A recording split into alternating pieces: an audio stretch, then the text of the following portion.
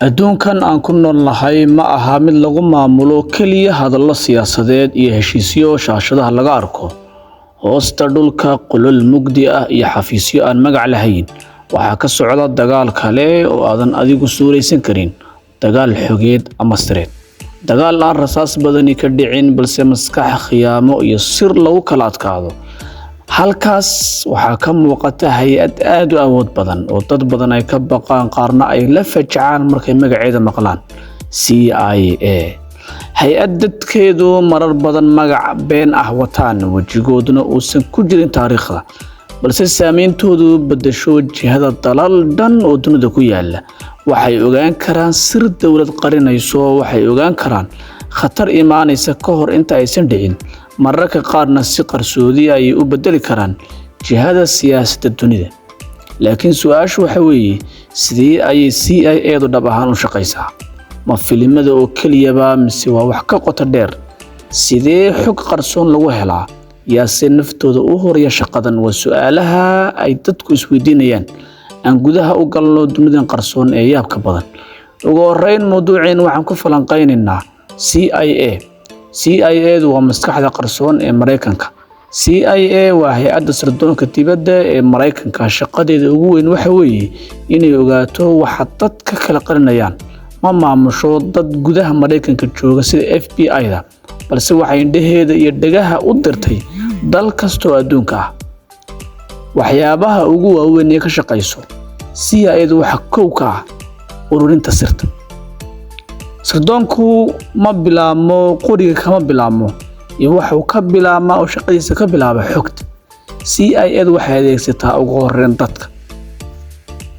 waxyaabaha ay ku dagaalanto waxa ugu waaweyn human resources, bini'aadanka. dad ku jira dawlado, ciidan amba ururo kale oo si qarsoodi ah u xog u siiya CIA-da. qofkaas waxaa laga yaabaa inuu yahay sarkaal dawladeed, askari ciidan ama dawlad u shaqeeya, shaqaale shirkad weyn, xubin ka xubaysan. qofkaas CIA-du ma aragto jaajuus kaliya, waxay u aragtaa sources amba khayraad ay leedahay. waa dahabkeeda qarsoon ee ay ku xisaabtamayso.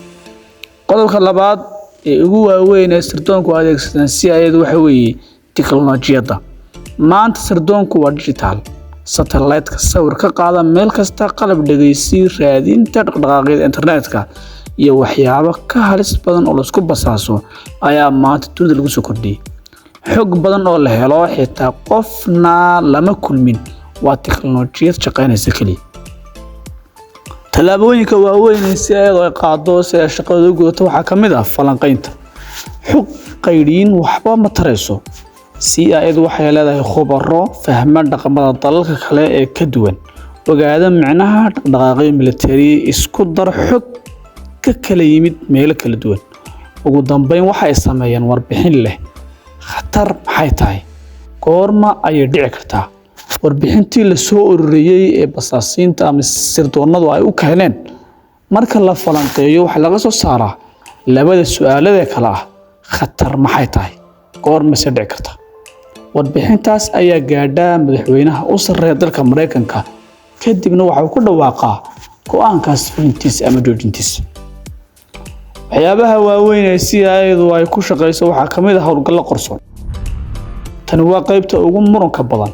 mararka qaar CIA-du oo keliya ma daawato, way dhaqaaqdaa. waxa ay taageeri kartaa kooxo qarsoon, waxay joojin kartaa khatar ka hor inta aysan dhicin, waxa ay faragelin kartaa dagaal ama siyaasad si qarsoodi ah. laakiin mar walba lama qirto si kas ah oo way dafireen CIA-du. jaajuusku dhab ahaantii yuu yahay? ma aha qof had iyo jeer bastoolad wata. waa qof dulqaad badan, dadka la qabsan kara, maskax firfircoon leh, qarsoodi ku noolaan karo sanado iyo waqtiyo dhaadheer.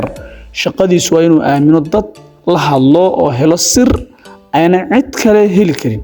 CIA-du sidee u shaqaysaa? sababta ugu weyn ee CIA-du shaqadan u qabato waxa weeye inay ka hortagto khatar ku imanaysa Mareykanka iyo muwaadiniinta Mareykanka ku nool. ugu dambeyntii, CIA-du ma aha keliya hay'ad, waa nidaam qarsoon oo maskax, sir iyo saameyn isku darsaday. waxay ka shaqaysaa meelaha indhuhu aanay gaari karin si ay u ogaato waxa biri dhici kara amba maanta.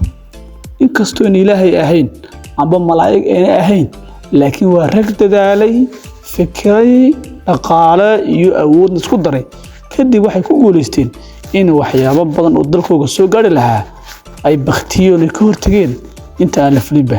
intana muuqaal inta la ku kulmi doono amba lamida waxaan leeyahay nabad iyo assalaamu calaykum waraxmatullaahi wabarakaatuh.